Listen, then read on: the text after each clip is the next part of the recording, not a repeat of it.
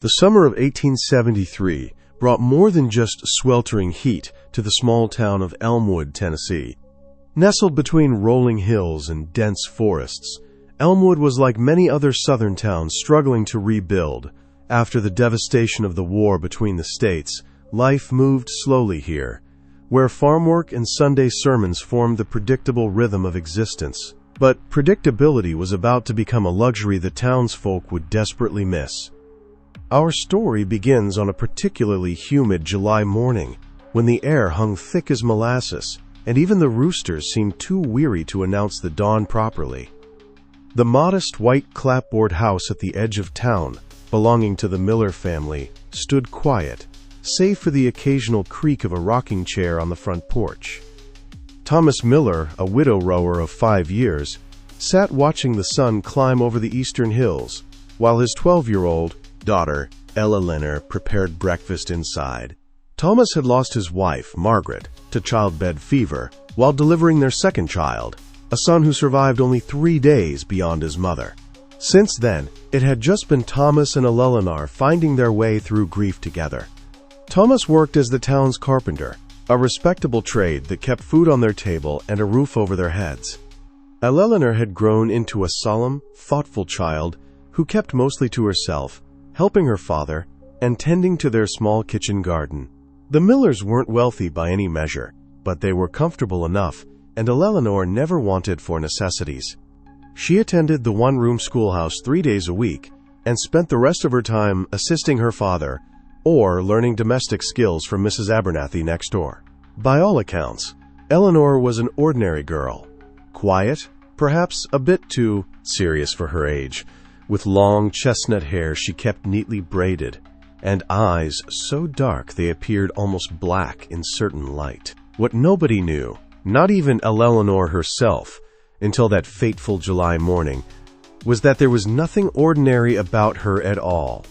Thomas had just taken his last sip of chory coffee when Eleanor stepped onto the porch, still drying her hands on her apron. She stood still for a moment, staring at her father with an expression he couldn't quite place. "You all right, Ellie?" he asked, setting down his cup. "You look like you've seen a ghost." Eleanor didn't respond immediately. Instead, she walked slowly to her father's side and leaned close to his ear. In a voice barely above a whisper, she said, "September 17th, 1873. Thomas pulled back, brow furrowed in confusion. "What's that, child? What happens in September?"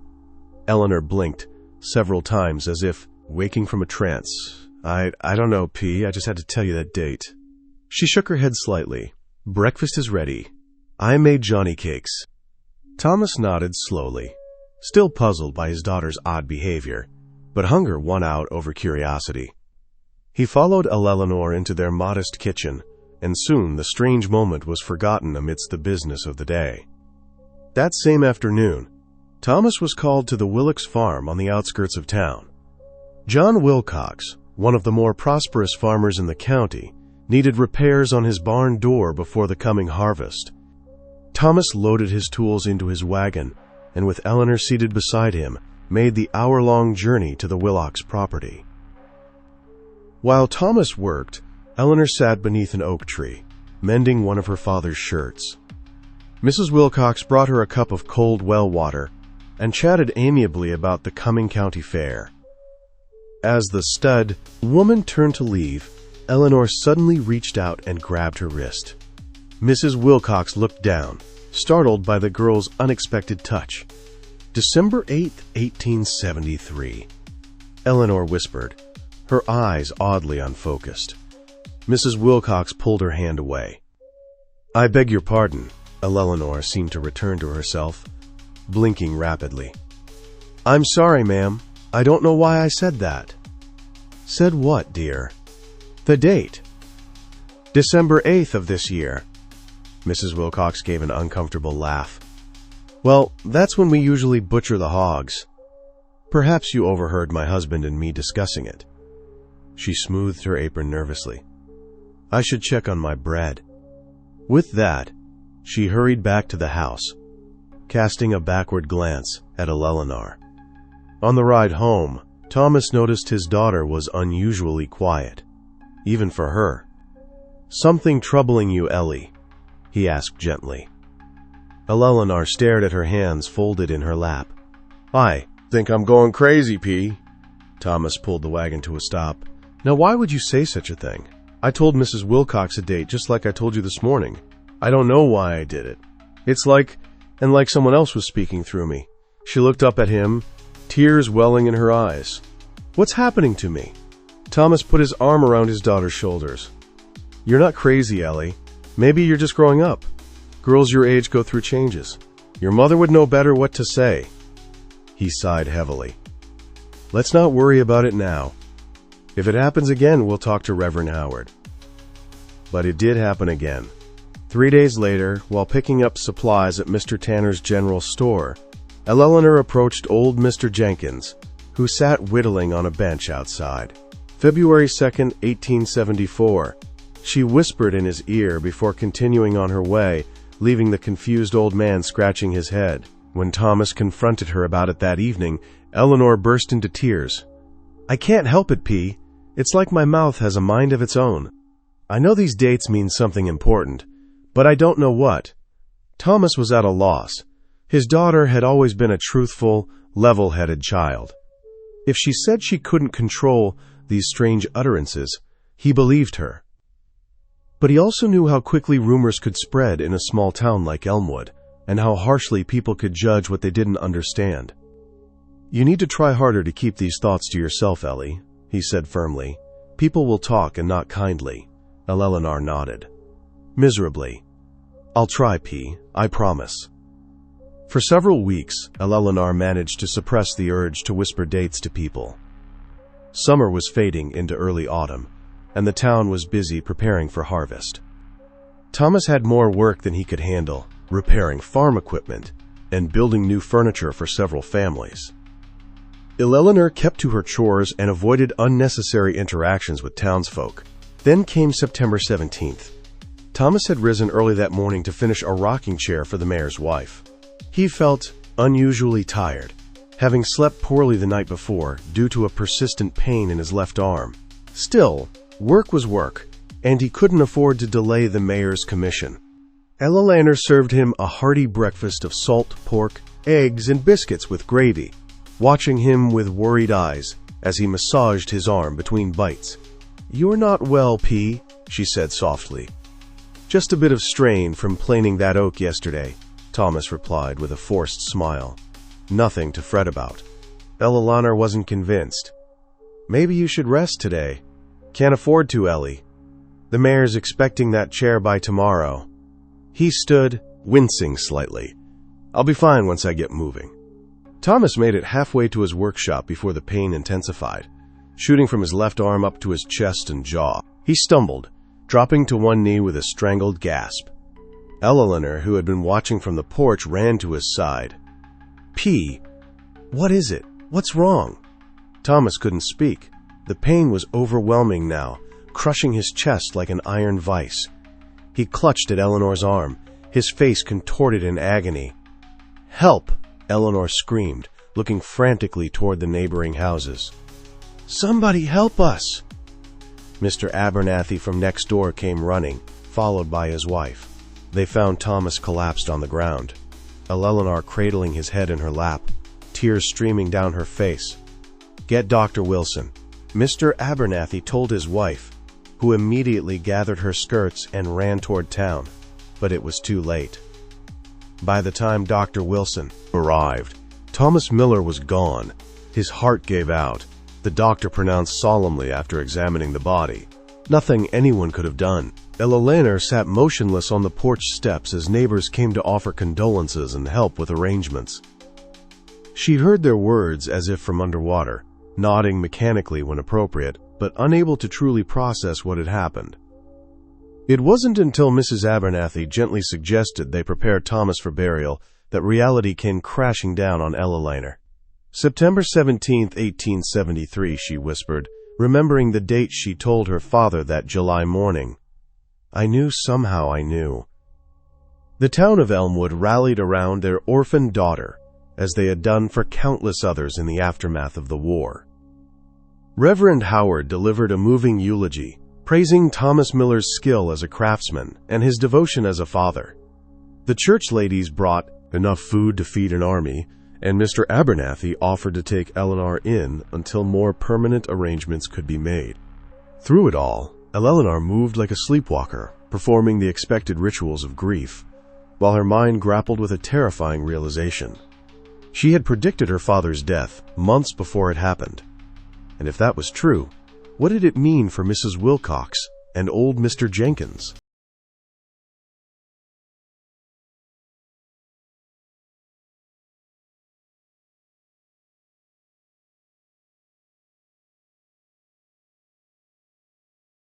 Of Eleanor, though they had no children of their own.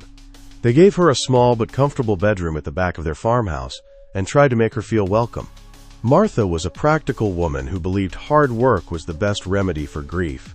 She kept Eleanor busy with household chores, hoping to distract the girl from her loss.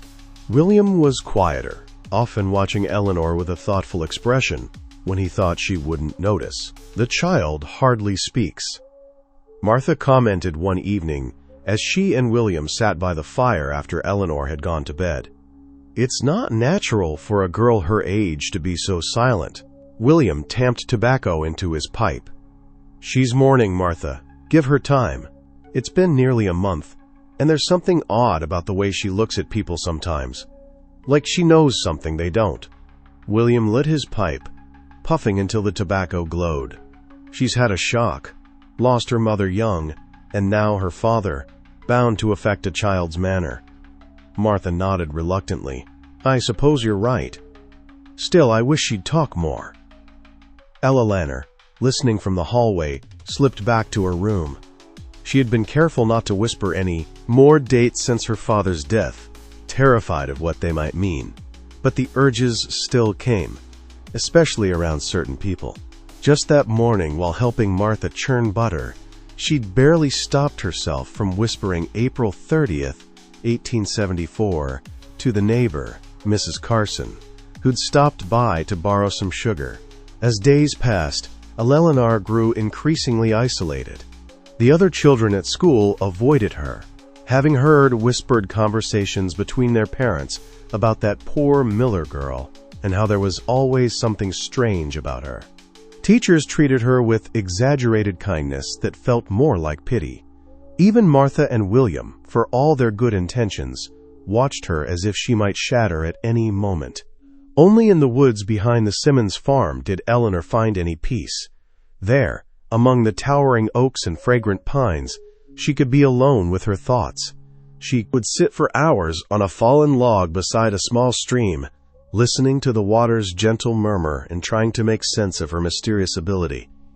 It was during one of these woodland retreats in late November that Eleanor first met Ezekiel Thompson,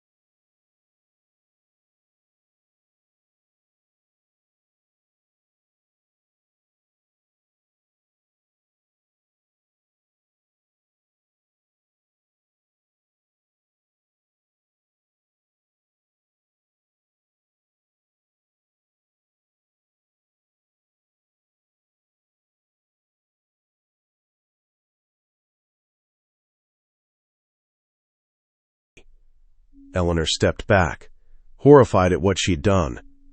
"I'm sorry. I shouldn't have. I don't know why I said that." Instead of appearing,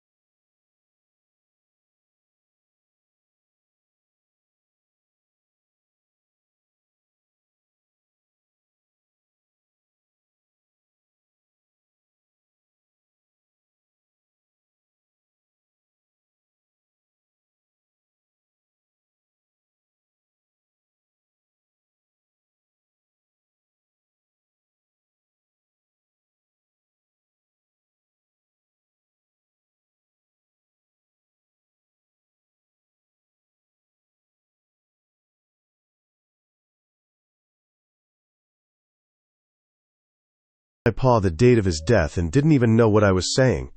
I couldn't save him. Mother Ruth stopped rocking. "That's the first lesson you must learn, child. We don't see these things to change them. Death comes when it will. The knowing is not for prevention. Then what's it for? Why show me something I can't change? That's for you to discover." Mother Ruth resumed her rocking. "Each carrier of the gift finds their own purpose." Eleanor thought of the other dates she'd whispered. Mrs. Wilcox's December 8th was fast approaching. "I've told others their dates. Should I warn them?" Mother Ruth sighed heavily. "That's a burden you alone must decide whether to carry. Some find comfort in knowing when their time will come. Others are destroyed by it. Choose carefully who you tell and why." They talked until the afternoon shadows lengthened, Mother Ruth explaining what she knew of their shared ability. According to the old woman, such gifts often appeared after great trauma. The loss of Eleanor's father had likely awakened something that had been dormant within her.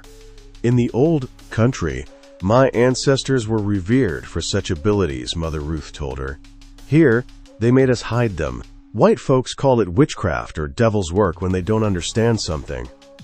"My pa wouldn't have thought that," Eleanor said softly. "He was a good man." "There are good people of all kinds," Mother Ruth agreed. "But fear makes even good people do terrible things. Be careful who you trust with your gift." As the sun began to set, Zeke offered to walk Eleanor back to the Simmons farm. Before they left, Mother Ruth pressed something into Eleanor's hand. a small leather pouch containing what felt like dried herbs and small stones. "Keep this with you," the old woman instructed. "It won't stop the whispers, but it might help you control when they come." Eleanor thanked her and carefully tucked the pouch into her dress pocket. As she and Zeke walked back through the darkening woods, she felt lighter than she had since her father's death. She wasn't alone. She wasn't crazy. There was purpose in her strange ability, even if she didn't yet understand what it was. When they reached the edge of the Simmons property, Eleanor turned to Zeke. "Thank you for taking me to your grandmother. Would it be all right if I came to visit again?" Zeke nodded. "Grandmother would like that. She doesn't get many visitors these days, especially not ones who understand her gifts." He hesitated. "But be careful. Mr. Simmons is a fair man, but others around here wouldn't take kindly to you spending time with us." Eleanor nodded, understanding the unspoken warning. The fragile peace between white and black communities in post-war Tennessee could easily be disrupted by something as simple as a white girl visiting a black healer. "I'll be careful," she promised. When Elelena returned to the farmhouse, Martha was beside herself with worry. "Where on earth have you been, child? We were about to form a search party." The woman's face was flushed with a mixture of relief and anger. "I'm sorry, Aunt Martha. I was exploring the woods and lost track of time." The lie tasted bitter, but Eleanor knew the truth would only raise more questions she wasn't prepared to answer. "Well, don't you ever wander off like that again, you hear me? These woods aren't safe for a young girl alone." Martha ushered her inside. "Now wash up for supper. William's been out looking for you this past hour." That night, Eleanor lay awake in her narrow bed, thinking about Mother Ruth's words. The old woman had confirmed what Eleanor had feared. She couldn't change the fates she foresaw, but perhaps there was still value in knowing, in being prepared.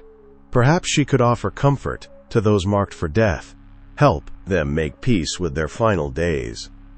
With this thought in mind, Eleanor made a decision. When December 8th arrived, she would find a way to be with Mrs. Wilcox, not to prevent what was coming, but to ensure the woman didn't face it alone. The first week of December brought biting cold and the season's first snow. The Simmons farm, like most in the area, grew quiet as winter set in. Field work gave way to indoor tasks, mending harnesses, repairing tools, preserving the last of the fall harvest. Eleanor kept busy helping Martha with household chores, all the while watching the calendar with growing apprehension. On December 7th, Eleanor approached William as he sat by the fire, reading his Bible. "Uncle William," she said hesitantly, "I was wondering if we might visit the Wilcox farm tomorrow. Mrs. Wilcox taught me a special way to make apple preserves before P died, and I thought I might offer to help her since it's butchering time." William looked up from his reading, surprised.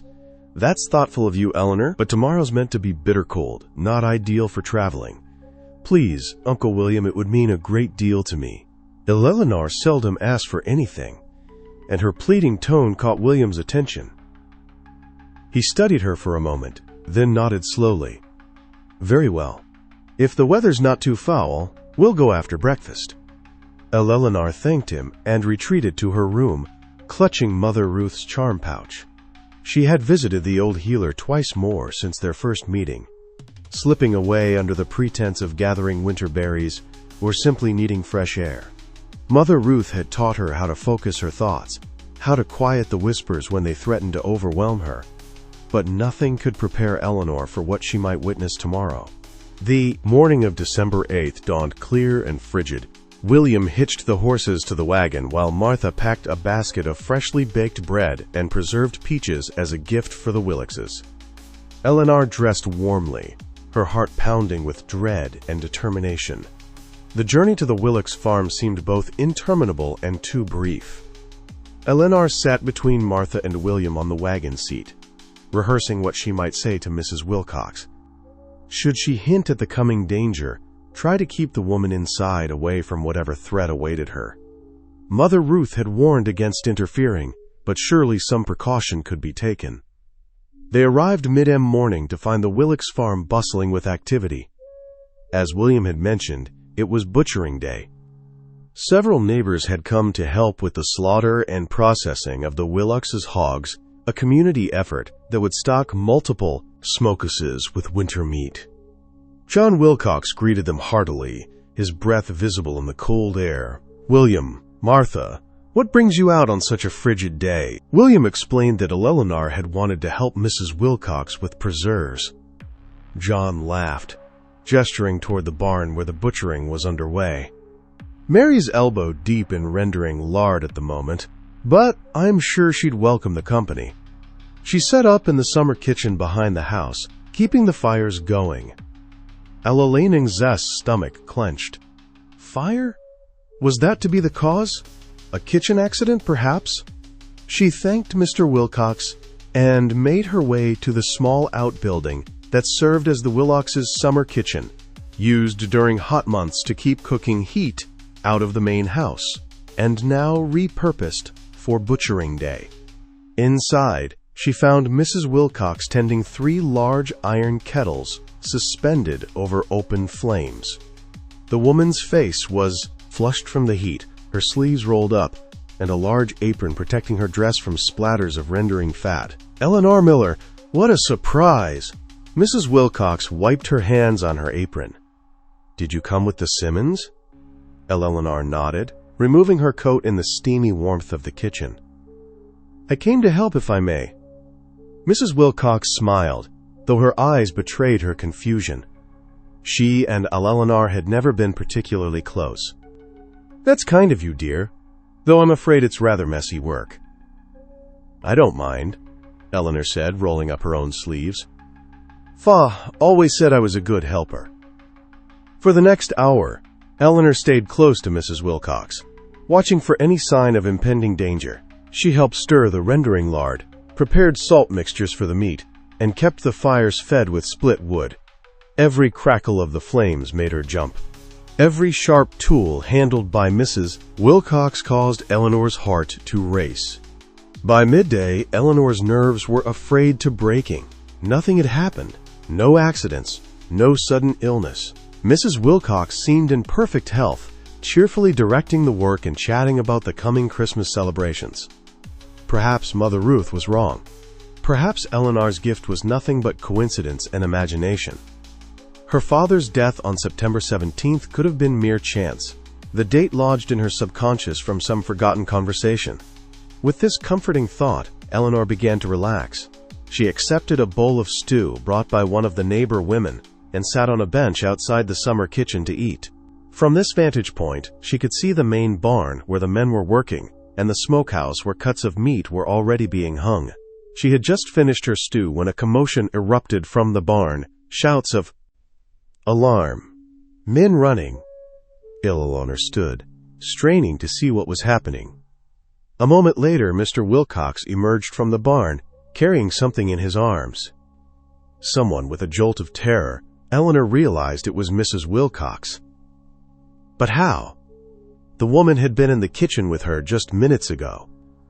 Eleanor looked back at the summer kitchen door, confusion giving way to understanding as a figure emerged. Mary Wilcox. Alive and well. Then who?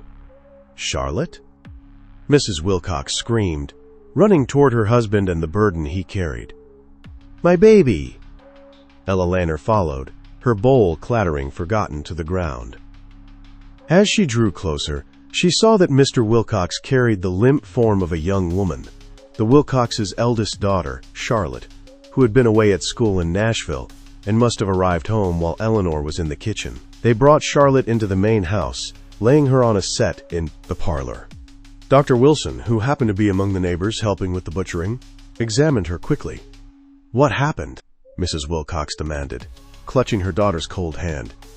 "She came into the barn to find me," Mr. Wilcox explained, his face ashen. "Must have been kicked by one of the horses.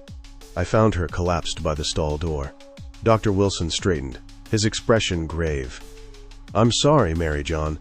There's nothing I can do. The blow caught her just right. Or wrong, rather. Her neck is broken." Mrs. Wilcox's wail of grief pierced Eleanor to her core. She stood frozen in the doorway, watching as the woman collapsed across her daughter's body. Mr. Wilcox, kneeling beside them both. It wasn't Mrs. Wilcox who had been destined to die on December 8th. It was Charlotte Wilcox, who shared her mother's name of Mary Charlotte, and who Eleanor had never met. The Whispers had tried to warn of Charlotte's death, but Eleanor had misunderstood. The ride back to the Simmons farm that afternoon was somber. News of Charlotte Wilcox's tragic accident had brought the butchering to an abrupt halt, neighbors dispersing to give the family privacy in their grief. William and Martha spoke little, both shaken by the sudden tragedy. Eleanor sat between them, wrapped in her coat and a thick blanket, trembling not from cold, but from the terrible realization that her gift was real and that she had fundamentally misunderstood its nature. The Whispers didn't come to her when she was near the person who would die. They came when she was near someone who would be profoundly affected by that death. She had whispered September 17th to her father because he himself would die that day. She had whispered December 8th to Mrs. Wilcox because her daughter would die that day. And she had whispered February 2nd to old Mr. Jenkins because someone important to him would die then. The weight of this knowledge settled over Eleanor like a shroud. Her gift was crueler than she had imagined. She could foresee deaths, but couldn't know whose death she was foreseeing or how it would occur. What good was such an ability if it only brought confusion and pain? That night, Eleanor slipped out of the house after Martha and William were asleep. The moon was nearly full, casting enough light for her to find her way through the woods to Mother Ruth's cabin. She needed answers, needed to understand why she had been cursed with this terrible gift. The cabin was dark when Eleanor arrived, but a single candle flickered to life as she approached the porch. Mother Ruth appeared in the doorway, as if she had been waiting. "I felt your distress, child," the old woman said softly. "Come inside before you freeze." By the warmth of the hearth, Eleanor poured out her confusion and anguish, explaining what had happened at the Wilcox farm and her new understanding of how her gift worked. Mother Ruth listened silently, occasionally nodding. When Eleanor finally ran out of words, the old woman sighed deeply. "The gift never reveals itself all at once," she said. "It teaches you gradually, often through painful lessons." "But what's the point?" Eleanor demanded, tears streaming down her face. "I can't save anyone. I can't even warn them properly. What good is knowing when someone will die if I can't do anything about it?" Mother Ruth took Eleanor's hands in her own. "The gift isn't about prevention, child. It's about preparation, about easing the transition between worlds. I don't understand. Death isn't just about the person leaving this world. It's also about those left behind." Mother Ruth's milky eyes seemed to see beyond the physical realm. "Perhaps your purpose isn't to prevent death, but to help the living cope with its inevitability." Eleanor considered this. "You mean I'm supposed to comfort the bereaved? But how can I do that when I don't even know who's going to die?" "That's something you must discover for yourself." Mother Ruth released Eleanor's hands. "Each carrier of the gift finds their own way to use it. Some become healers, easing pain in final hours. Others become counselors to the grieving. Some simply bear witness, ensuring no soul passes unnoticed from this world." Eleanor left Mother Ruth's cabin with more questions than answers, but a seed of purpose had been planted. If she couldn't prevent death, perhaps she could at least ensure that those affected wouldn't face their grief alone. With this new understanding, Eleanor began to pay closer attention to her whispers and to those who received them. Through careful observation and quiet questioning, she started to piece together patterns. When she whispered a date to someone, it invariably marked the death of someone deeply connected to that person. A spouse, a child, a beloved friend, never a casual acquaintance or distant relation. As winter deepened into January, Eleanor continued her secret visits to Mother Ruth, learning to control her gift rather than being controlled by it. The old woman taught her to recognize the sensation that preceded a whisper, a slight pressure behind her eyes, a tingling at the base of her skull. With practice, Eleanor could sometimes suppress the urge to speak, choosing when and where to deliver her whispered prophecies. She also learned to listen more carefully to the whispers themselves. Sometimes, if she concentrated intensely, She could hear more than just a date, a name, a place, a circumstance. These additional details were faint, like words carried on a distant wind, but they helped Eleanor piece together who might be in danger. January 15th approached, the date Eleanor had whispered to Zeke about his grandmother.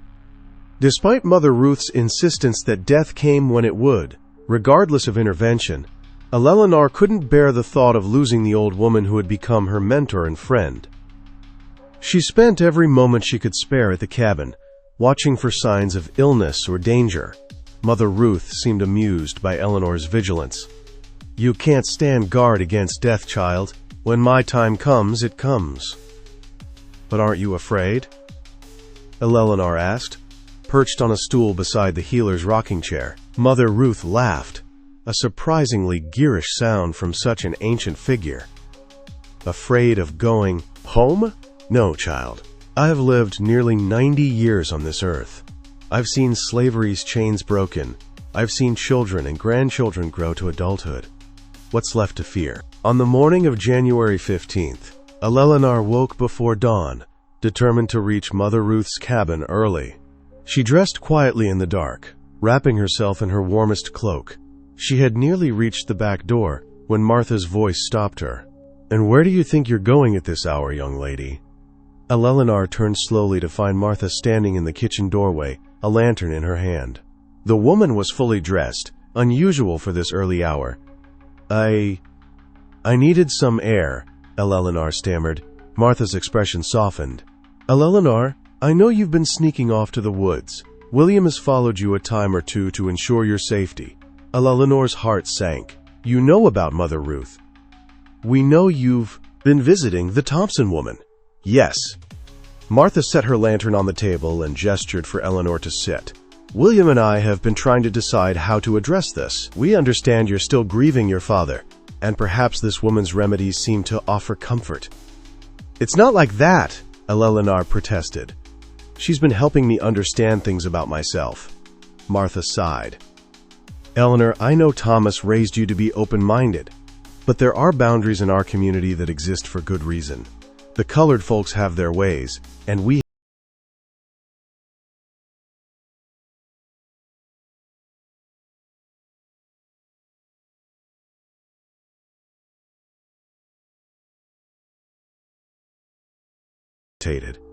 then decided that partial truth was better than continued deception. "Sometimes I know things before they happen. Mother Ruth says it's a kind of second sight." "Superstitious nonsense," Martha said firmly. "I won't have you filling your head with such foolishness, especially not from—" She paused, choosing her words carefully from someone of her background. "Please, Aunt Martha, today is important. I need to see her today." Something in Eleanor's tone must have conveyed her desperation, because Martha studied her for a long moment before responding. "Very well, but I'm coming with you, and after today these visits stop. Is that understood?" Eleanor nodded, relieved at least to have permission for this crucial visit. Martha called to William, who was apparently already awake and aware of the situation. He agreed to accompany them, his expression stern but not unkind. The three set out as dawn broke over the eastern hills, frost crunching beneath their boots. Eleanor led the way through the woods, following the now familiar path to Mother Ruth's cabin. As they drew near, Eleanor noticed something unusual, smoke rising not from the chimney, but from the roof of the cabin itself. "Fire!" William shouted, breaking into a run. Eleanor raced after him, heart pounding with terror. The cabin's roof was indeed ablaze, flames licking hungrily at the wooden shingles. The door stood open, but there was no sign of Mother Ruth or Zeke. William grabbed Eleanor's arm as she tried to rush inside. "Stay back! It's not safe! Mother Ruth might be in there!" Eleanor cried, struggling against his grip. "William, look!" Martha pointed to a figure emerging from the woods on the far side of the clearing. Zeke, carrying his grandmother in his arms. Eleanor broke free of William's hold and ran to them. Mother Ruth looked smaller than ever, wrapped in a quilt, her eyes closed, and her breathing shallow. "What happened?" Eleanor demanded. "Chimney, fire," Zeke explained grimly. "Spread to the roof while we slept. Grandmother woke me just in time. Is she burned? Is she hurt?" Eleanor reached for the old woman's hand, finding it frighteningly cold. "No burns," Zeke said. "But the smoke." He didn't need to finish. Eleanor could see how labored Mother Ruth's breathing was, could hear the rattle in her chest. William approached cautiously. "We should get her to Dr. Wilson." Zeke shook his head. "No time. And he wouldn't treat her anyway." The bitter truth of this statement hung in the air between them. Dr. Wilson, like many in Elmwood, would not prioritize the life of an elderly black woman, especially one with Mother Ruth's reputation. "Bring her to our farm," Martha said suddenly, surprising everyone. "It's closer than town, and she can rest there until she didn't complete the thought." Zeke looked at Martha with wary gratitude. "Thank you, ma'am." They made their way back to the Simmons farm, Zeke carrying Mother Ruth the entire distance. William offered to help, but Zeke refused to relinquish his burden. By the time they reached the farmhouse, Mother Ruth's breathing had grown even more labored. Martha directed Zeke to place the old woman on Eleanor's bed, then shooed the men from the room. With brisk efficiency, she set about making Mother Ruth as comfortable as possible, propping her up with pillows to ease her breathing and placing a cool cloth on her forehead. Eleanor sat beside the bed, holding Mother Ruth's gnarled hand. The old woman's eyes fluttered open, focusing with difficulty on Eleanor's face. "You see now," Mother Ruth whispered, her voice barely audible. "The gift never wrong." "I'm so sorry," Eleanor said, tears spilling down her cheeks. "I tried to prevent it." Mother Ruth's lips curved in a faint smile. "Not for prevention. For preparation." She squeezed Eleanor's hand weakly. "I was prepared, ready to go home. But I still need you," Eleanor pleaded. "There's so much more I need to learn. You'll learn your own way now." Mother Ruth's gaze drifted to something beyond Eleanor, something only she could see. "The gift passes to you fully now. Use it wisely." Mother Ruth died as the midday sun reached its peak, January 15, 1874. Just as Eleanor had foreseen, Zeke sat with his grandmother in her final moments, singing softly in a language Eleanor didn't recognize. Martha stood respectfully in the doorway, her earlier prejudice seemingly forgotten in the face of death's solemn dignity. After it was over, William helped Zeke prepare his grandmother's body according to their traditions. Despite the winter ground, the men managed to dig a grave at the edge of the woods where Mother Ruth had gathered her herbs. The small funeral was attended only by the Simmonses, Eleanor, Zeke, and a few members of the freedmen's settlement who had benefited from Mother Ruth's healing skills. In the days that followed, Eleanor retreated into grief once more. She had lost not only a mentor, but the one person who truly understood her gift. Martha, perhaps softened by witnessing Mother Ruth's peaceful passing, no longer forbade Eleanor from visiting the woods, but warned her to be discreet about any continued friendship with Zeke. "People wouldn't understand," Martha explained gently. "It's not right, but it's the way things are." Eleanor nodded, understanding the delicate balance of the post-war South, but she had no intention of abandoning her friendship with Zeke, the only connection she had left to Mother Ruth and her teachings. As January gave way to February, Eleanor remembered, with growing dread, the date she had whispered to old Mr. Jenkins. February 2nd, 1874. Without Mother Ruth's guidance, she wasn't sure how to proceed. Should she try to warn him? Stay away entirely? The pattern she had observed suggested that someone close to Mr. Jenkins would die, but she had no way of knowing who. On February 1st, Eleanor made her decision. After church service, she approached Mr. Mate Jenkins as he sat on his usual bench outside the general store. "Good afternoon, Mr. Jenkins," she said politely. The old man squinted up at her. "Well, if it ain't Thomas Miller's girl, how are you faring with the Simmons's child?" "Very well, thank you." Eleanor gathered her courage. Mr. Jenkins, do you remember last summer when I whispered a date to you? February 2nd. Mr. Jenkins frowned, his weathered face creasing further. Can't say as I do, girl. My hearing ain't what it used to be. Eleanor's heart sank. If Mr. Jenkins hadn't even heard her whisper, how could she warn him now without causing undue alarm? Never mind, sir. I was just curious. She turned to leave, then paused. Mr. Jenkins, is there anyone you're particularly close to? Family or friends who might need extra care tomorrow? The old man chuckled. At my age, everybody needs extra care, myself included. But I ain't got nobody special. Not since the missus passed 10 years back. Just me and old Brutus. He gestured to an ancient hound dog sleeping at his feet. Eleanor looked at the dog with sudden understanding.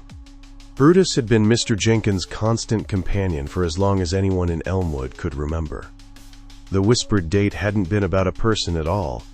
It had been about Brutus. Your dog looks tired, Mr. Jenkins, Eleanor said carefully. Has he been well? The old man's face softened as he gazed at his faithful companion. Getting on in years like me. Moves slower these days. Doesn't eat much. He reached down to stroke the hound's graying muzzle. But he's been a good friend. Best a man could ask for. Eleanor nodded, a lump forming in her throat. Yes, I can see that. Would it be all right if I came by tomorrow? Perhaps. Brought him a bit of bacon from our breakfast. Mr. Jenkins seemed surprised by the offer, but pleased. That's mighty kind of you, Miss Eleanor. Brutus would surely appreciate the treat, wouldn't you, boy? The dog thumped his tail weakly in response. The next morning, Eleanor rose early and asked Martha if she might take some bacon to Mr. Jenkins' dog. Martha, pleased by Eleanor's apparent return to normal social interactions, readily agreed. Eleanor found Mr. Jenkins on his porch, Brutus lying beside his rocking chair. The old hound looked even more tired than the day before. His eyes cloudy, his breathing shallow. Mornin', Miss Eleanor. Mr. Jenkins called Brutus here ain't feeling his best today, I'm afraid. Couldn't even get him to stand for his morning constitutional. Eleanor climbed the porch steps, bacon wrapped in a cloth napkin in her hand. She knelt beside Brutus, gently offering him the meat. The dog sniffed feebly, but made no attempt to eat. May I sit with you a while, Mr. Jenkins? Eleanor asked. It's a pleasant morning. The old man nodded, seemingly grateful for the company. They sat in companionable silence. Mr. Jenkins rocking gently, Eleanor stroking Brutus's head. As the morning wore on, the dog's breathing became more labored. He's going, ain't he? Mr. Jenkins said finally, his voice thick with emotion. Eleanor nodded. I think so. Yes, 14 years we've been together. The old man murmured. Found him as a pup after the battle at Shiloh. Scared, hungry little thing. We've been taking care of each other ever since. Eleanor listened as Mr. repeated. Jenkins reminisced about his years with Brutus, hunting trips in the hills, evenings by the fire, the dog's unfailing loyalty through good times and bad. As he spoke, Brutus's breathing grew increasingly irregular. Would you like me to fetch someone, Mr. Jenkins? Eleanor asked gently. Dr. Wilson, perhaps? The old man shook his head. No need to trouble the doctor for an old dog's passing.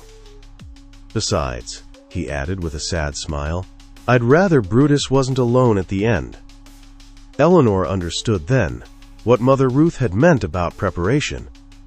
Her gift wasn't meant to prevent death, but to ensure that no one, human or animal, faced that transition alone. She had been drawn to Mr. Jenkins because Brutus needed her there, needed her to make sure his human companion had support during this loss. Brutus died peacefully just after noon, his head in Mr. Jenkins' lap, and Eleanor sitting quietly beside them both. The old man wept unashamedly, his gnarled hand never ceasing its gentle stroking of the dog's still form. Thank you for being here, Miss Eleanor, Mr. Jenkins said when his tears had subsided. "Curious thing, though, how did you know to come today of all days?" Eleanor chose her words carefully. "Sometimes we just know when we're needed, Mr. Jenkins. My pa used to say that God sends comfort in mysterious ways." The old man nodded, seemingly satisfied with this explanation. "Your pa was a wise man. He'd be proud of the young lady you're becoming." That evening, as Eleanor helped Martha with the dinner dishes, she felt a strange sense of peace. For the first time since discovering her gift, she had used it purposefully, bringing comfort rather than confusion. Mother Ruth would have approved. Over the following months, Eleanor continued to receive whispered dates, though they came less frequently now that she had learned to control the gift. She developed a system for determining who would be affected by each death she foresaw, carefully inserting herself into their lives just when she was needed most. Sometimes it was a farmer losing a prized horse. Sometimes a mother saying goodbye to a child taken by fever. In each case, Eleanor found a way to be present, to bear witness, to offer silent support. Word spread quietly through Elmwood and surrounding farms. Thomas Miller's orphaned daughter had a way with the dying and the bereaved. Some called it a Christian's compassion. Others, remembering Eleanor's association with Mother Ruth, whispered of second sight.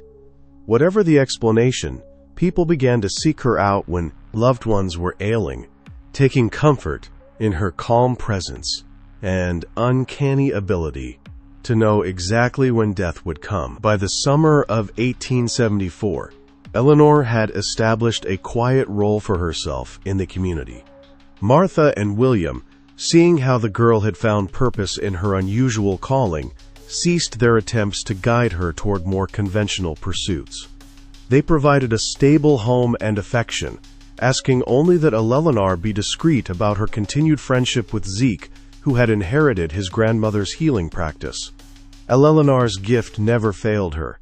Every date she whispered proved accurate. Every death she attended unfolded exactly as foretold. She was never wrong, not once. In early July, Eleanor experienced something new with her gift. She was helping Martha at the church social, serving lemonade to the congregation members gathered under the shade of oak trees behind the white wooden building. As she handed a glass to Mrs. Peterson, the seamstress who had made Eleanor's Sunday dress, the familiar pressure began building behind her eyes. August 24th, 1874. She whispered, keeping her voice low enough that only Mrs. Peterson could hear. The woman blinked in surprise. "What was that, dear?" Eleanor shook her head slightly. "Nothing important, ma'am." She moved on to the next person, but her mind was troubled.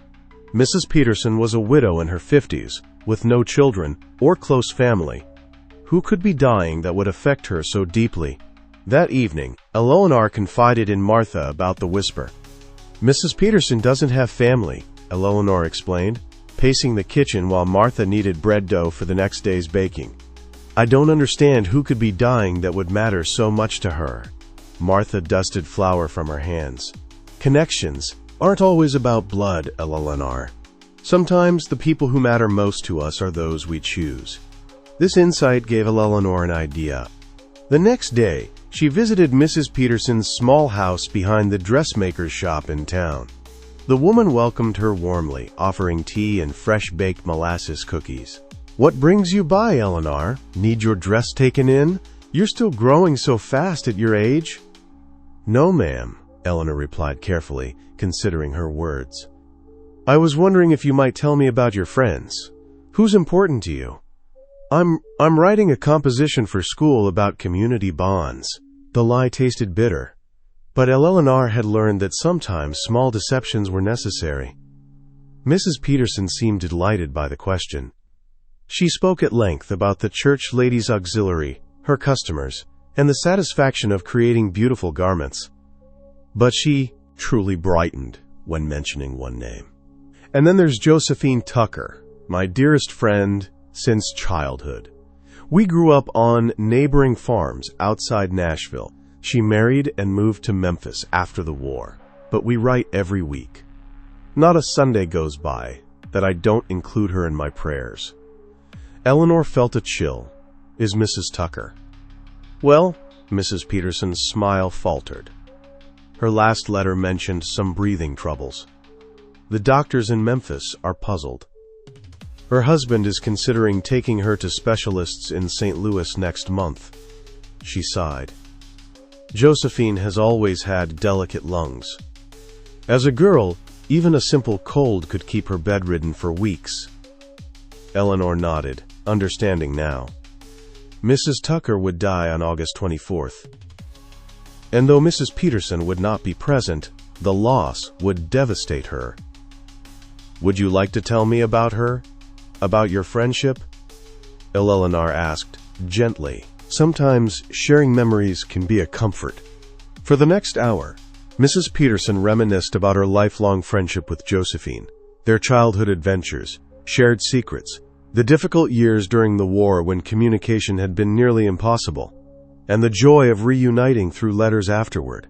As she spoke, Eleanor noticed the woman's shoulders gradually relaxing, her expression softening into something like peace. When the date approached in August, Eleanor visited Mrs. Peterson again, bringing a basket of late summer blackberries.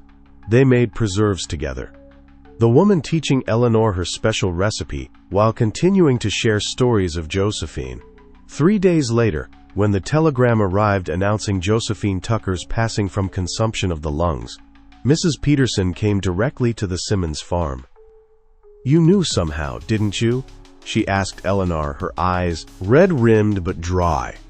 That's why you asked about my friends. Why you visited again this week?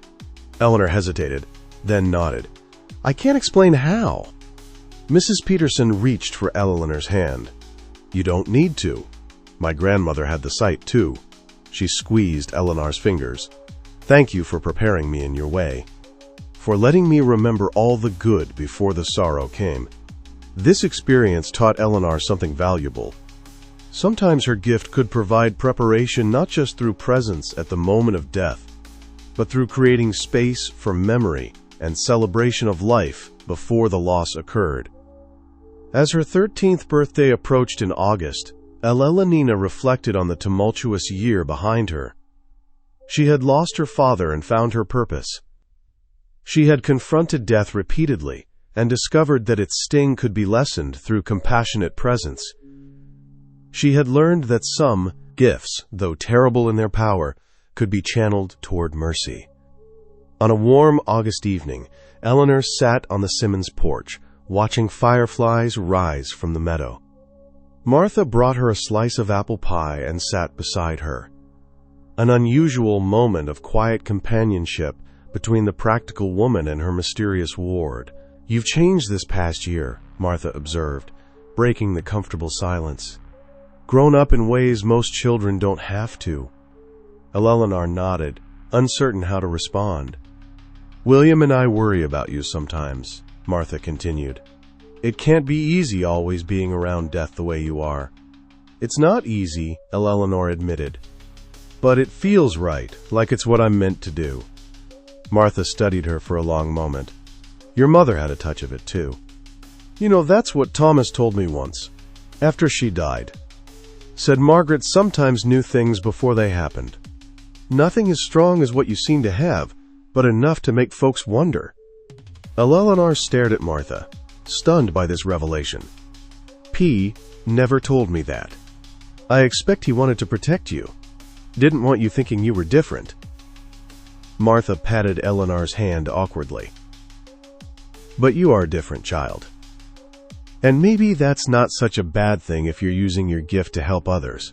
They sat in silence as twilight deepened into night, the weight of Martha's acceptance settling around Eleanor like a comforting blanket. Perhaps she would always be the girl who whispered death dates, set apart from others by her terrible knowledge. But she was also Eleanor Miller, daughter of Thomas and Margaret, who had found a way to transform her burden into a blessing for others. That night, Eleanor dreamed of her mother for the first time in years. In the dream, Margaret Miller stood in a sunlit meadow, her arms outstretched. "I'm proud of you, Ellie," she said, her voice carrying on the breeze. "The gift passes through our line for a reason. You found yours." When Eleanor woke, tears streaming down her face, she felt a certainty she hadn't experienced before. Her path, though difficult, was the right one. The next year brought new challenges as Eleanor's reputation spread. In the spring of 1875, Reverend Howard requested a private meeting with the Simmons. Eleanor sat outside the parlor door, straining to hear the conversation within. "I'm concerned about the child's influence," the Reverend was saying. "Mrs. Tanner claims Eleanor predicted her husband's passing 3 weeks before his heart seized. The Wilkersons say she appeared at their farm the very day their son succumbed to his injuries." "People are talking. Eleanor has a compassionate nature," William replied evenly. "She seems to sense when folks are in need." "There's talk of witchcraft, William." The Reverend's voice dropped lower. "I don't believe such nonsense myself, but others might. For the child's safety, perhaps she should be more discreet." Martha's voice came.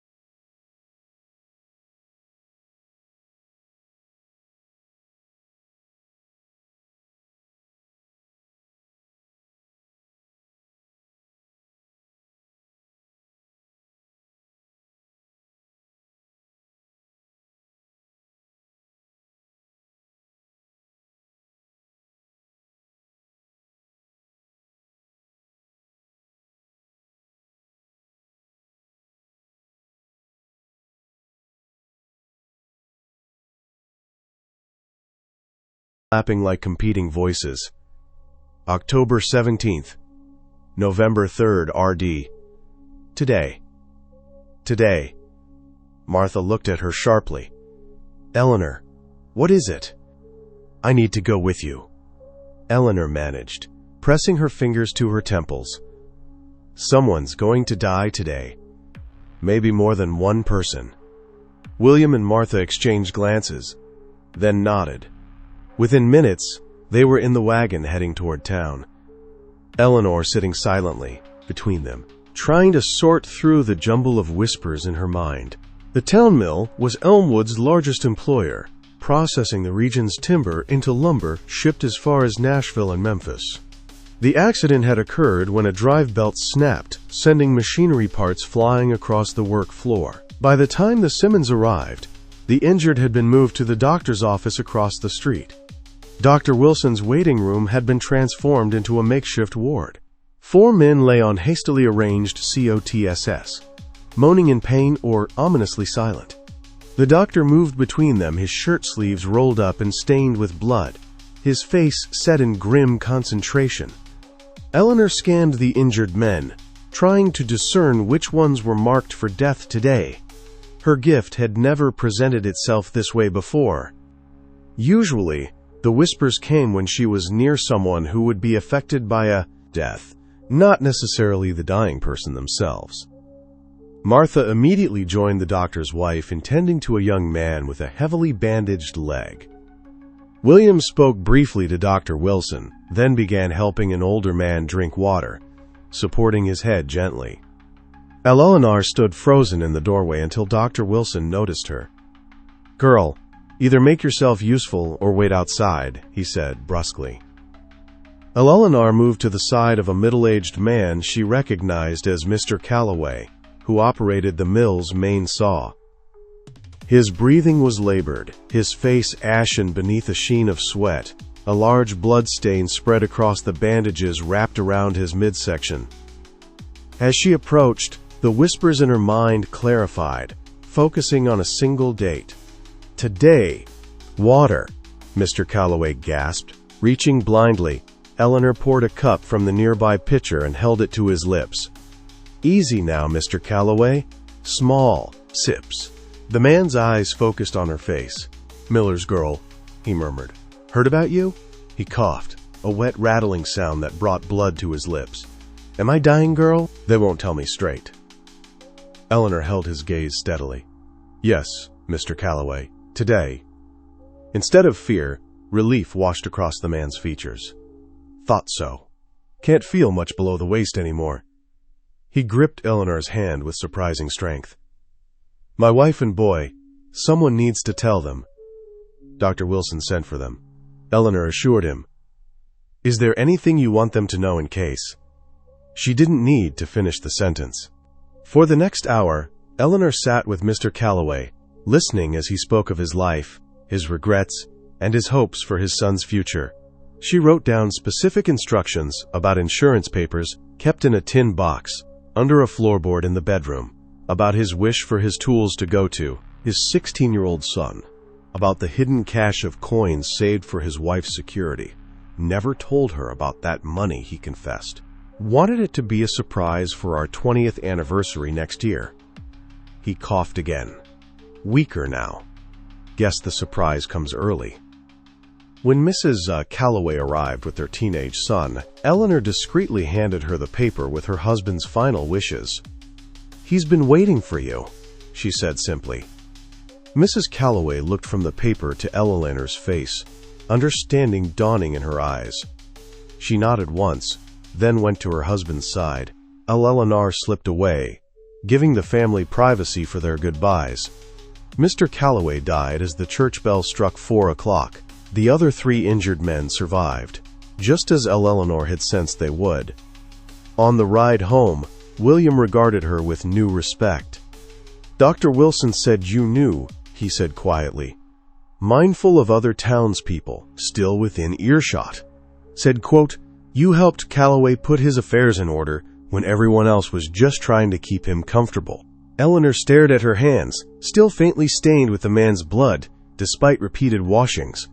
"He deserved the truth. They all do." William nodded slowly. "I believe you're right, Eleanor, but such truth is a heavy burden for a child to carry." "I'm not really a child anymore," Eleanor replied, looking up at the darkening sky. "Not since last July when the whispers began." That night, Eleanor dreamed of Mother Ruth again. The old woman's milky eyes somehow seeing directly into Eleanor's soul. "The gift grows with you," Mother Ruth said in the dream. "As you accept it, it reveals more of itself." When Eleanor asked what that meant, the old healer simply smiled. "You'll see, child, you'll see." As the seasons changed and Eleanor approached her 15th birthday, her reputation in Elmwood and surrounding communities continued to evolve. Some still crossed the street to avoid her path, whispering about that strange Miller girl behind their hands. But increasingly, people sought her out, especially when illness lingered or accident struck. They didn't always understand how she knew what she knew, but they recognized the comfort her presence provided. Martha and William had fully accepted Eleanor's unusual calling. They provided alibis when necessary, supported her discreet exits and entrances, and defended her against occasional criticism from more conservative community members. They had come to see Eleanor's gift as exactly that, a gift, not a curse or a source of shame. Eleanor's friendship with Zeke continued to deepen as they both grew into their respective healing roles. While Eleanor's gift centered on the transition between life and death, Zeke had inherited his grandmother's knowledge of herbs and remedies that promoted healing and eased suffering. Their abilities complemented each other, though they had to maintain careful boundaries in their interactions due to the racial tensions that still permeated Tennessee society. In the spring of 1876, Zeke approached Eleanor during one of their regular meetings in the woods with an unusual request. "A man from my settlement is ill," he explained, arranging dried herbs into small packets. "Jacob Freeman, he fought for the Union during the war, came back with a bullet still lodged near his spine. The pain's getting worse, and lately he's having trouble breathing." Eleanor nodded, sensing where this was leading. "You want to know if it's his time?" "I've tried everything Grandmother taught me," Zeke admitted. "Nothing eases his suffering for long. His wife wants to take him to doctors in Nashville, but they can barely afford food, let alone city doctors. You want me to come see him?" Eleanor stated. It wasn't a question. Zeke looked up, his dark eyes serious. "It's asking a lot. I know.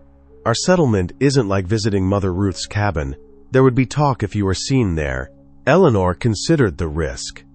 At 15, she understood the delicate social balance of their community better than she had 2 years earlier. A white girl visiting the freedmen's settlement alone would indeed cause talk potentially dangerous for both her and those she visited. "I'll need to be careful," she said finally. "But if I can help, I will." 2 days later, Eleanor told Martha she was gathering spring wildflowers for pressing. Instead, she made her way to the small cluster of cabins and modest frame houses that made up the Freedmen's settlement. Zeke met her at the edge of the community, looking nervous. "Jacob's cabin is the third one," he said, pointing. "I told his wife you might come. Her name's Bessie." Eleanor nodded, pulling her shawl closer around her shoulders. Despite the mild day, she felt eyes watching from windows and doorways as she walked the settlement's single dirt road. Some gazes were merely curious, others suspicious. She couldn't blame them for their weariness. White visitors rarely brought good news.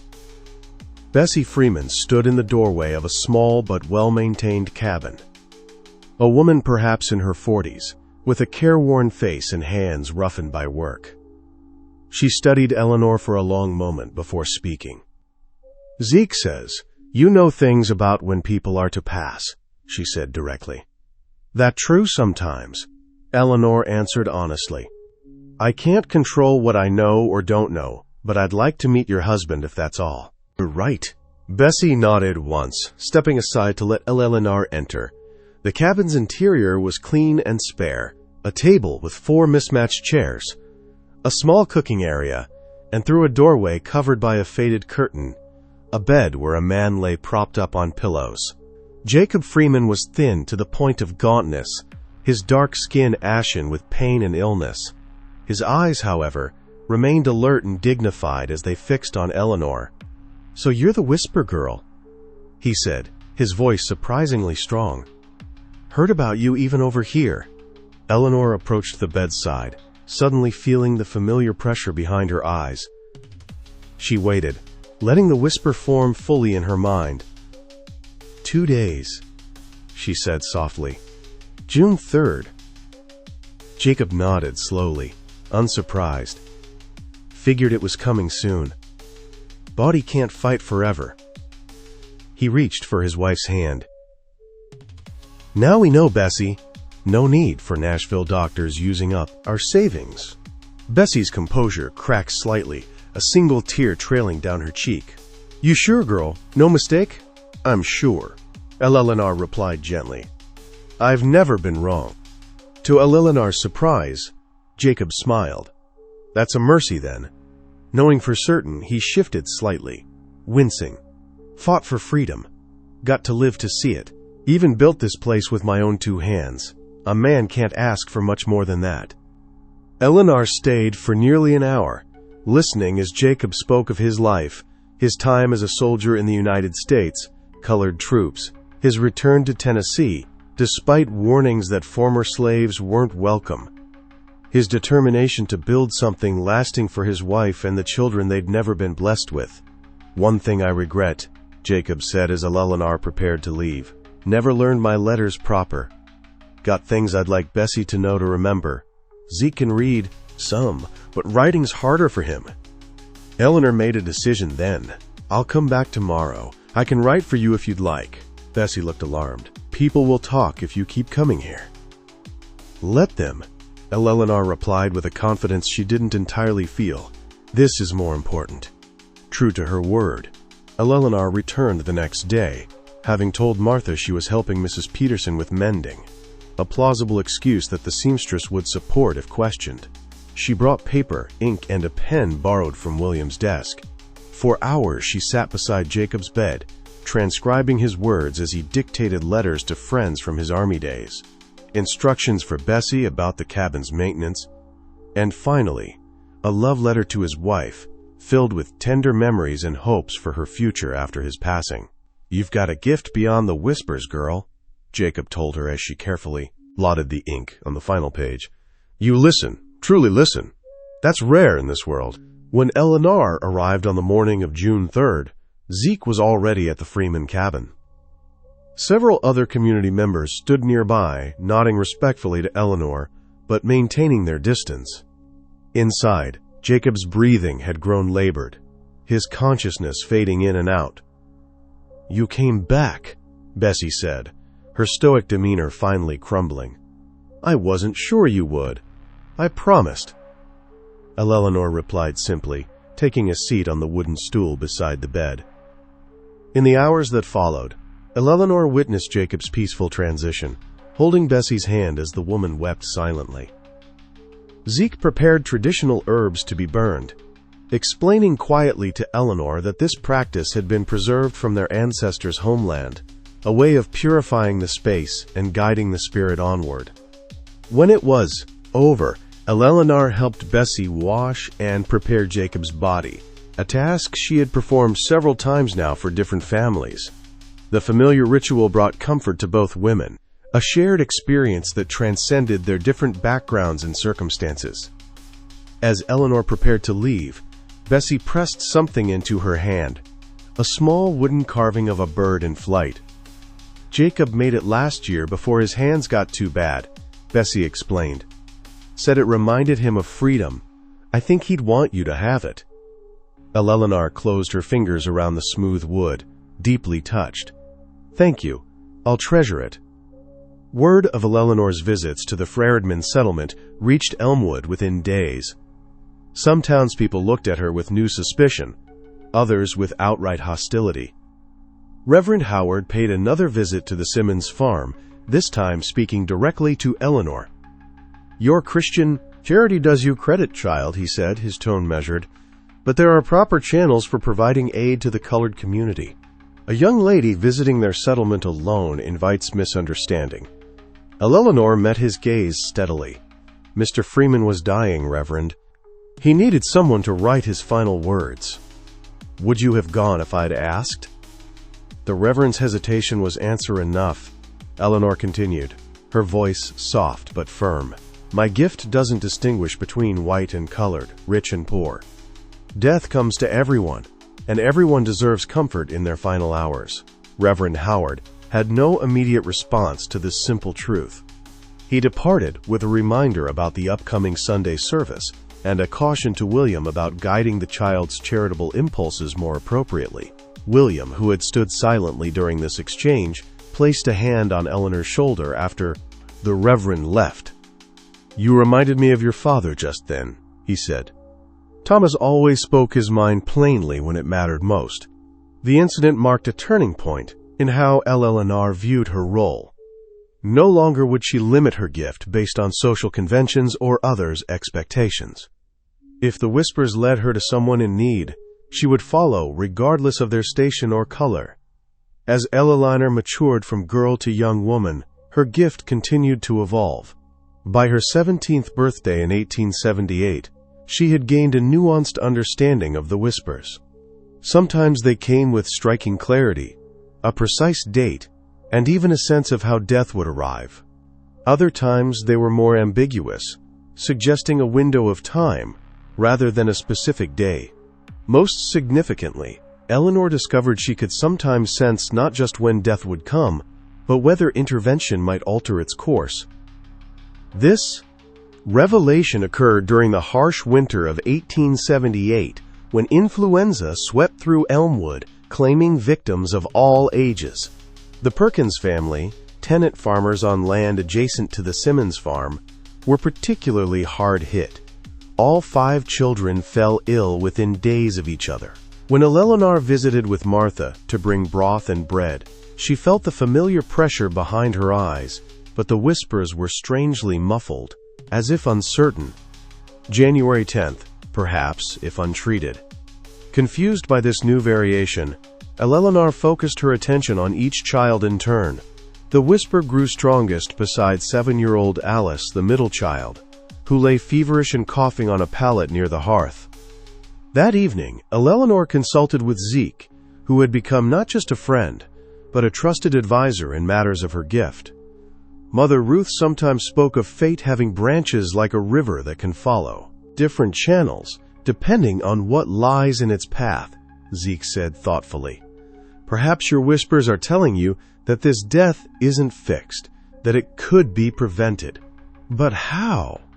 Eleanor asked, frustration evident in her voice. Dr. Wilson has already seen the children.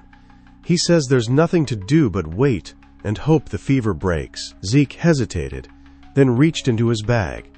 Grandmother had a remedy for lung sickness, herbs steeped in honey and whiskey.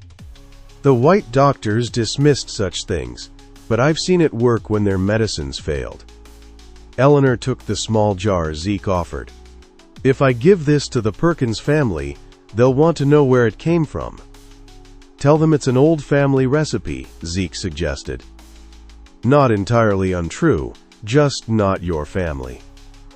The next morning, Eleanor returned to the Perkins farm alone, the jar of remedy carefully wrapped and tucked in her basket, beneath fresh biscuits. Mrs. Perkins, exhausted from nights of tending her sick children, accepted the offering gratefully. Dr. Wilson says Alice's lungs are filling with fluid, she confided, her voice breaking. There's little hope unless the congestion clears. This might help, Eleanor said, unwrapping the jar. It's a remedy for lung sickness, 3 spoonfuls daily, mixed in a bit of warm water. Mrs. Perkins looked dubious. What's in it? Herbs, honey, and a touch of spirits to draw out the medicine's strength, Eleanor explained, using the phrasing Zeke had taught her. It helps loosen the congestion. Whether from desperation or trust in Eleanor, Mrs. Perkins agreed to try the remedy. Eleanor helped administer the first dose to all 5 children, though her focus remained on Alice, whose breathing had grown alarmingly shallow. For 3 days, Eleanor returned each morning to help with the children and ensure the remedy was being given properly. By the 4th day, the oldest 3 Perkins children showed marked improvement. The youngest, barely 2, remained feverish, but was taking milk again, a promising sign. Alice, however, still struggled for each breath, her small chest heaving with the effort. Eleanor sat beside her, bathing the child's forehead with cool water and singing softly. As twilight approached, Mrs. Perkins stepped outside briefly to fetch more wood for the fire. In that moment of privacy, Eleanor leaned close to Alice's ear. "Fight, Alice," she whispered fiercely. "Your time isn't fixed. You can stay if you fight hard enough." Perhaps it was imagination, but Eleanor thought she felt a slight squeeze from Alice's hand. That night, Eleanor hardly slept, her mind filled with concern for the child whose fate seemed balanced on a knife's edge. When she returned the next morning, Eleanor found the Perkins household transformed. Alice sat propped up in bed, pale and weak, but alert, sipping broth from a spoon her mother held. "The fever broke just before dawn," Mrs. Perkins explained, joyful tears in her eyes, and the awful rattle in her chest has eased. "It's nothing short of a miracle." Eleanor felt a curious sensation. The whisper that had troubled her for days had fallen silent. January 10th would come and go, and Alice Perkins would live to see many more winters. This experience taught Eleanor that, while some deaths were indeed fixed and immutable, others existed in a realm of possibility where human intervention could alter the outcome. The distinction wasn't always clear, but she began to recognize subtle differences in how the whispers presented themselves. The fixed deaths came as certainties, while those that might be averted carried a quality of hesitation or conditionality. With this new understanding came greater responsibility. When Eleanor sensed a death might be prevented, she worked tirelessly to find ways to intervene.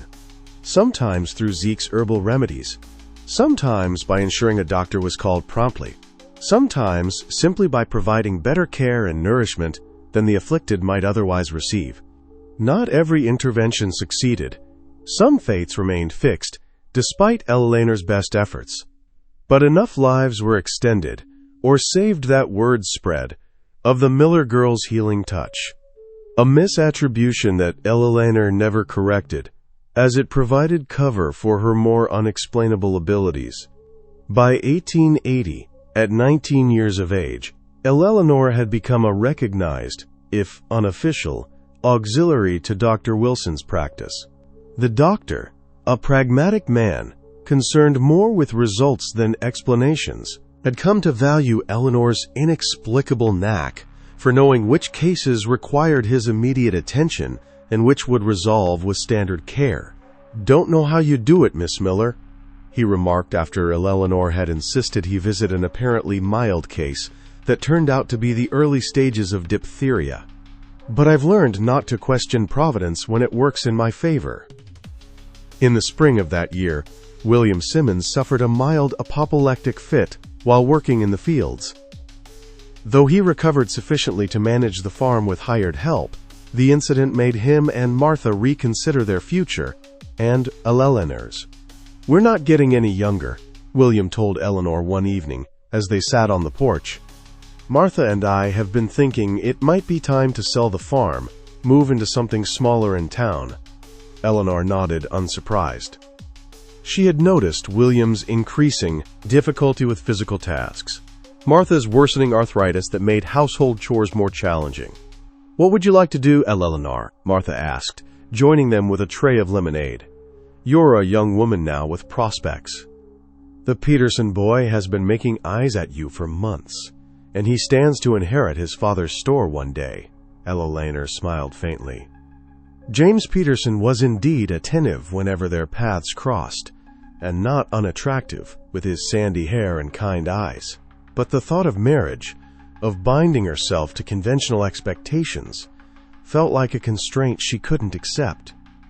"I don't think marriage is my path," she said carefully. "My gift, it demands a certain freedom." William and Martha exchanged glances. "We thought you might say that," William acknowledged, "which is why we have a proposition for you." Their proposal was both practical and generous. The Simmonses would sell most of their farmland, but retain the house and surrounding 5 acres. They would move into town while Eleanor would continue living in the farmhouse, maintaining her independence while having the security of property. "We never had children of our own," Martha explained, her voice unusually emotional. "And while we took you in, out of family duty, you've become a daughter to us in all the ways that matter. We want to provide for you, ensure you have a place regardless of what path you choose." Eleanor was deeply touched by their offer. "I don't know what to say. You've already done so much for me." "Say you'll accept," William said simply. "Say you'll continue your work, using your gift as you see fit. The world needs more mercy, not less." And so it was arranged. By midsummer, Eleanor had become the sole occupant of the farmhouse, where she had lived since her father's death. The Simmons moved into a comfortable cottage in town, close enough for regular visits, but far enough to give Eleanor the privacy her unusual calling required. At 20, Eleanor Miller had established herself as a quiet but essential presence in the community's experience of death and loss. Some still whispered about her strange abilities, her unconventional life as an unmarried woman living alone. But far more people had come to value her compassionate presence, her unerring knowledge of when death approached, and her gift for easing the transition for both the dying and those left behind. Eleanor's friendship with Zeke had evolved as well.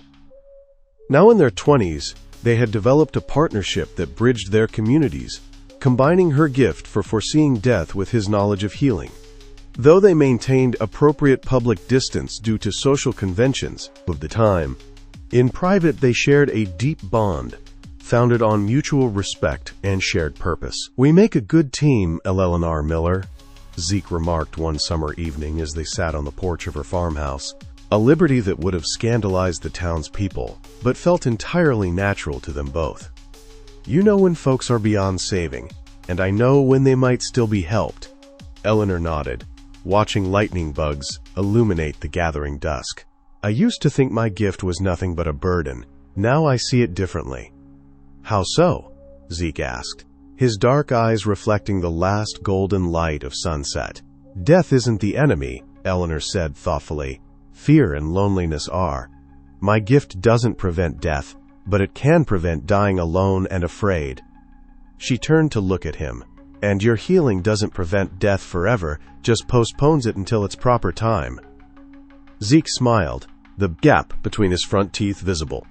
"Mother Ruth would say you finally understood the lesson she tried to teach you." "I think about her often," Eleanor admitted. "Wonder what she would think of how I've used the gift." "She'd be proud," Zeke said without hesitation. "As am I."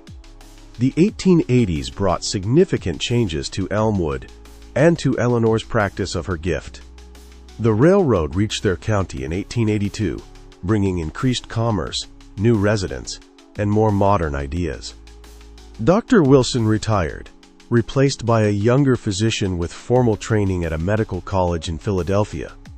The new doctor, James Harrison, initially viewed Eleanor's role with skepticism, dismissing what he called country superstitions in favor of scientific approaches.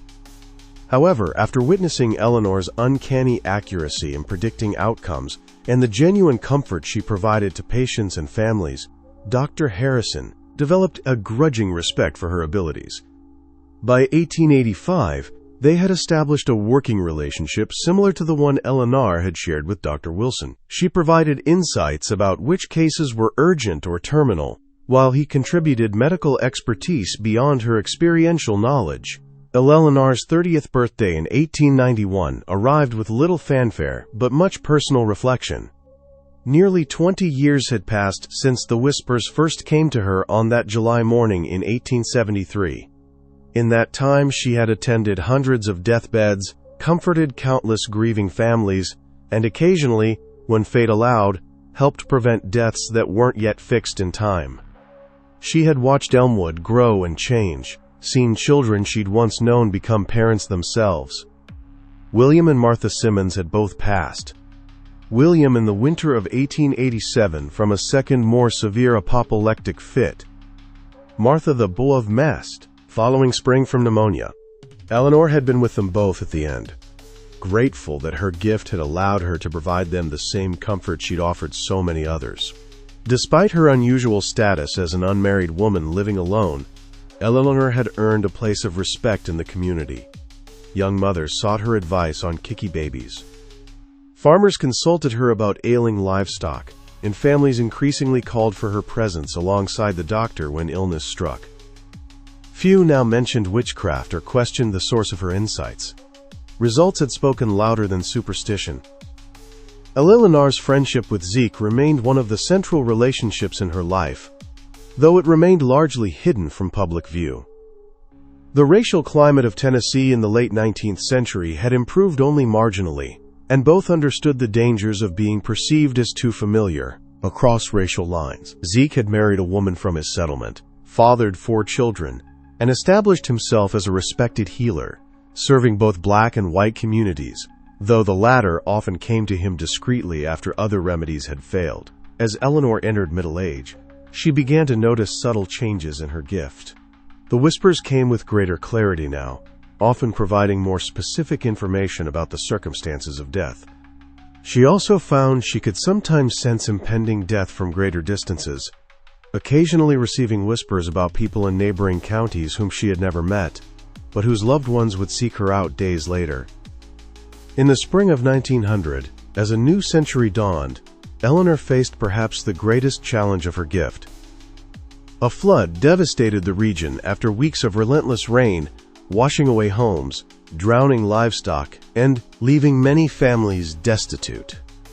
The Freedman settlement, situated on lower ground that white settlers had deemed undesirable, was particularly hard hit.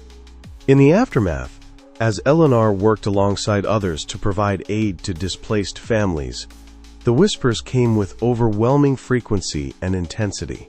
Dozens of dates overlapping and insistent, suggesting a coming wave of death beyond anything she had previously experienced. Exhausted and overwhelmed, Eleanor sought out Zeke, now a gay-haired man of 50, with deep lines etching his face. They met at the remains of Mother Ruth's cabin, which Zeke had maintained over the decades as a quiet memorial to his grandmother. "The whispers won't stop," Eleanor confessed, pressing her palms against her temples. "So many dates, so many deaths coming. I don't know how to help them all." Zeke listened intently, his expression grave. "Tell me, the dates, all of them you can remember." Eleanor recited the litany of impending deaths. Dates stretching from the coming week through the next 3 months, concentrated most heavily in the areas worst affected by flooding. "Typhoid," Zeke concluded grimly. "The floodwaters have contaminated the wells. If people keep drinking from them," he didn't need to finish the thought. Together, they developed a plan. Eleanor would identify which communities were most at risk based on her whispers, while Zeke would prepare remedies to purify water and treat the early stages of the disease. They would need help, though, more hands than just their own. In a bold move that defied decades of careful separation between their work, Eleanor and Zeke approached Dr. Harrison together, presenting their concerns and proposed solutions. The young doctor, initially skeptical about predictions of an epidemic that hadn't yet manifested, was nevertheless impressed by their detailed knowledge and practical suggestions. "I can't endorse folklore remedies," he said, after hearing them out. "But contaminated water as a disease vector is established medical science. I'll support efforts to provide clean water and improve sanitation in the affected areas." With the doctor's cautious backing, Eleanor and Zeke mobilized a remarkable cooperation between Elmwood's white community and the Freedman settlement.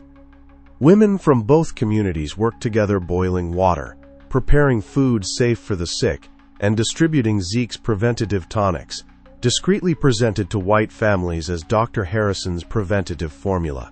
Not all the predicted deaths could be averted. Typhoid claimed victims despite their best efforts, particularly among the elderly and very young. But the epidemic that might have devastated the region was significantly contained.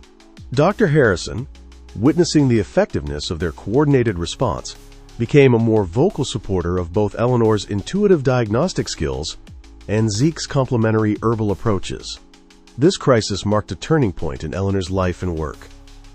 Now in her early 50s, she began actively training younger women in the aspects of her practice that could be taught. The recognition of impending death's physical signs, the comfort measures that eased suffering, the rituals that brought peace to the dying and their families. The supernatural element of her gift couldn't be transferred, but its accumulated wisdom could be shared. As automobiles began to replace horses on Elmwood streets and telephones connected the once isolated community to the wider world, Ella Lanner adapted her practices while maintaining their essential humanity. She remained a bridge between old ways and new, between superstition and science, between the mysteries of death and the practicalities of grief.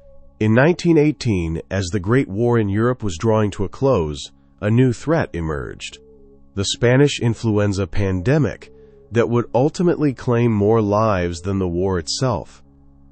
At 57, Ella Lanner found herself once again overwhelmed by whispers, dates coming so rapidly she could barely distinguish individual destinies from the collective tragedy unfolding. Unlike the typhoid epidemic nearly 2 decades earlier, this pandemic moved with frightening speed, striking down the young and healthy, alongside more vulnerable populations. Ella Lanner worked tirelessly alongside Dr. Harrison, now himself elderly, Zeke, whose movements had slowed with age and rheumatism, and a new generation of caregivers. For the first time, Ella Lanner found herself wondering if her own death date might be among those she sensed. The whispers had never revealed her own destiny, and she had never sought to know it. But as friends and neighbors succumbed to the virulent illness, she considered the possibility that her long service might be reaching its conclusion. Yet she survived the pandemic, as did Zeke, though both emerged from those terrible months deeply changed. The scale of death had been beyond anything their gifts were designed to address. Individual comfort became impossible when dozens died daily. They had done what they could, focusing their efforts where they might make the most difference, but the experience left them questioning the limitations of their abilities. Perhaps our gifts were meant for a different time, Zeke reflected, as they sat together on Ella Lanner's porch in the spring of 1919. The worst of the pandemic finally behind them, a time when death came more slowly, more personally. Or perhaps they're meant to remind us that even in mass tragedy, each death remains individual, Eleanor countered. Each soul deserves recognition as it passes. By 1930, Eleanor had reached her 70th year. The girl who had whispered death dates had become an elderly woman herself, her chestnut hair long since turned white, her once straight back now slightly stooped. Yet her dark eyes remained clear and perceptive, and the whispers, though less frequent, continued to guide her to those in need. The Great Depression brought new hardships to Elmwood, as it did to communities across America. Ella Lanner's simple lifestyle had left her less vulnerable to financial ruin than many, and she shared what she had: food from her garden, firewood from her property, the comfort of her gift that cost nothing but was beyond price. Zeke passed in the winter of 1935 at the Evelyn, age of 85. Eleanor had whispered his date to him months earlier, allowing her oldest friend time to set his affairs in order and say proper goodbyes to his extensive family. She sat with him in his final hours, their hands clasped, as they had been countless times over 6 decades of friendship. "You'll be with Mother Ruth soon," Eleanor told him as his breathing grew labored. "Tell her I finally understood what she tried to teach me." Zeke's eyes, cloudy with age but still bright with intelligence, met hers. "She knows, Eleanor. She's always known." His final words were barely audible. "You were never wrong. Not once." After Zeke's passing, Eleanor gradually withdrew from active community involvement, her age and increasing frailty limiting her mobility. Yet, people still came to her farmhouse seeking her wisdom, her comfort, her gift. Young mothers brought feverish children for her assessment. Adult children brought elderly parents for her insights about how much time remained. The bereaved came for her unique understanding of grief's landscape. In 1940, as another world war raged in distant lands, Ella Lanner celebrated her 80th birthday. The occasion was marked by a steady stream of visitors, descendants of families she had helped over the decades, young women she had trained in comfort care, Dr. Harrison's son, who had followed his father into medicine and now served as Elmwood's physician.